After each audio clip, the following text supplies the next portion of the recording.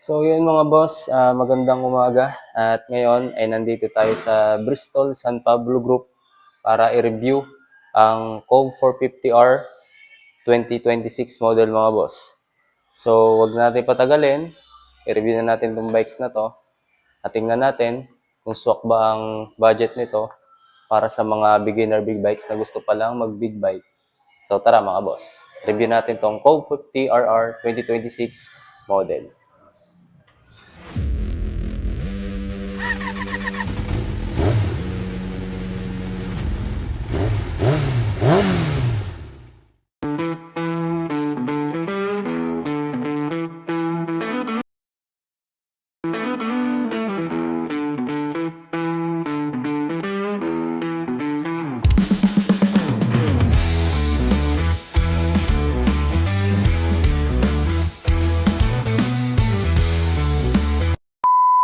So yun mga boss, magandang umaga.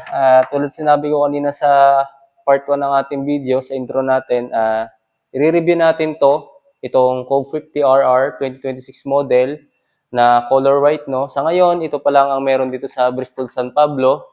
Ito yung color na talagang pag mapapansin ka sa daan, puti, pero maangas pagdating sa tinginan mga boss. No? At ngayon, banggitin natin ang meron dito sa motor na to. Ito, hawak ko na. Nilista na rin natin para wala tayong makalimutan. Then sa hindi ko naman masasabi, so abangan nyo sa part 2. Ito part 2 natin tong motor na to para hindi kayo mabitin. So ngayon, ang part 1 muna gagawin natin dito sa review sa motor na to. So simulan natin sa engine niya mga boss, no? So ang engine nito is 443cc inline 4 na siya, then water cooled.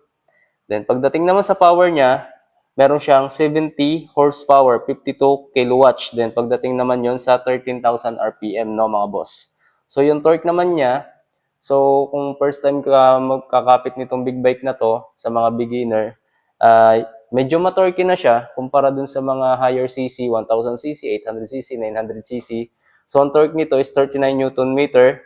Then meron na siyang yung 39 Newton meter na yun mga boss, nare-range yun pagdating ng 10,500 RPM. Doon mo makikita yung maximum torque niya, yung pinaka-torque ng power ng kanyang suspension at yung hatak ng motor, no?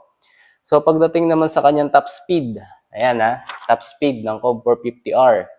So ang top speed nito mga boss, yung iba nakikita ko sa ibang mga content creator pagka nire-review tong motor na to, sa mga owner ng Cove 450RR, lalo na kung 2025, 2026, karamihan kasi 2025 model.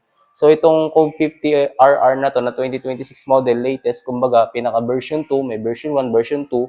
So ang pinaka top speed nito mga boss is 220 kilometer per hour. So mabilis na yon. Kumpara sa mga beginner big bike rider na tulad ko, mabilis na yun para sa amin. So pag-usapan naman natin ang bigat nito. Kasi kung bigat nito dun sa 220 km per hours is tama lang dun sa timbang niya, so pwede mo pang pabilisin. So mag-aftermarket ka ng pipe. So maire-remap pa to, pwede pa siyang mag 240, 250, ganon. So ang bigat nito mga boss is 165. Napakagaan, para ka naka Yamaha R15. Ganon ang mga bigat ng R15. Ang R3 actually mas mabigat pa dito eh. Ang timbang yata ng R3 parang 185, mga ganon, mga boss. So, para naman sa kanyang compression ratio, meron siyang 12.91. Yun yung kanyang compression ratio, mga boss. So, sa chassis naman, in suspension niya, mga boss, yung kanyang frame, yung pinaka-body ng motor na to. So, ang ano nung pangalan ng frame ng body nito, mga boss, ay trellis frame. So, wala akong idea kung ano yon, kung alloy ba siya or bakal or whatever, kung anong klase. Ang pangalan ng kanyang pangalan ng kanyang frame, yung kumbaga sa bike, pinaka-batalya. Trellis frame ang pangalan niya mga boss, no? So, punta naman tayo sa front suspension. Ayan. Yung front suspension niya mga boss, ang pangalan ng pinakatatak niya is KYB. Ayan. KYB naman yung kanyang suspension dito sa harap. Then wala akong idea kung anong pangalan ng suspension natin sa likod, no? So yung pinaka front suspension natin dito sa harapan is KYB mga boss, no, yung tatak. So meron na siyang 41 mm fully adjustable upside down fork suspension mga boss, no. So ibig sabihin, pwede mo siyang i-adjust dito sa una. Ayan, ito yung adjustable niya sa una mga boss. So pagdating naman dito sa rear suspension naman niya, ayun, KYB din, fully adjustable. Ang nakalagay dito, external airbag rear shock. So ibig sabihin nun mga boss, adjustable din siya, pero meron siya ditong baso, no, sa likod. Ayan. Dito mo siya ma-adjust sa gilid ng baso kasi siya nga ay internal airbag mga boss. So, ayan, meron ditong adjustable dito sa sa gilid ng pinakabaso sa suspension niya. Pagdating naman sa ground clearance, ang taas nito kasi medyo meron siyang pang-araro dito, no. So hindi to pwede sa mga rough road, sa mga trail road, yung mga ganyan. Pero advisable to sa mga flat road lang na katulad niyang dinadaanan natin na kalsada mga boss, no. So ang ground clearance nito mga boss is 118 mm at pwede siya hanggang sa 140 mm mga boss. So medyo mataas na rin pagdating sa sports bike type category.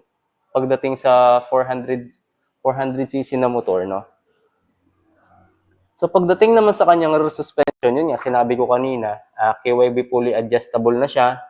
Sa ground clearance, ganun din. Yung seat height naman niya mga boss is 785 mm, then up to 790 mm yung taas niya mga boss, no. So kagaya kong 5'4" ang height.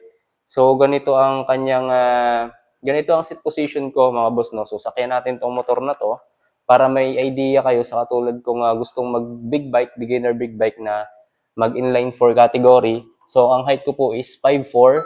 So ganito po ang aking seat position mga boss. Ayan, hindi ako flat-footed, tiptoe ako ng sakto lang na tiptoe, yung kaya kong i-manage yung motor. So medyo mamamanage nyo pa tong motor nito kung ang pantalon nyo is stretchable, katulad ng aking pantalon na, kasi ang gamit kong pantalon is Kiyomi, no? So riding pants, meron na siya mga pants. So ganito naman ang riding position ko mga boss.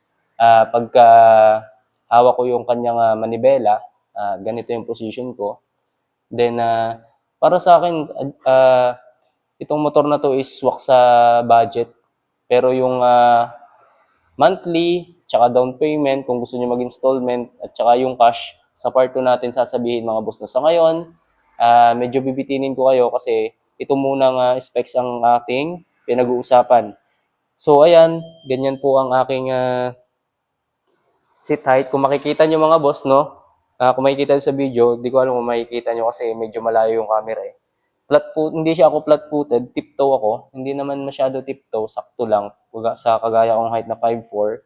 So, tamang-tama lang para sa akin. So, sa mga 5'4 dyan, sa mga gustong mag-category big bike inline 4, I suggest Go 50RR ng Bristol mga boss. Para naman na ma-experience nyo yung ganitong kagandang motor, yung pinaka-power niya. No?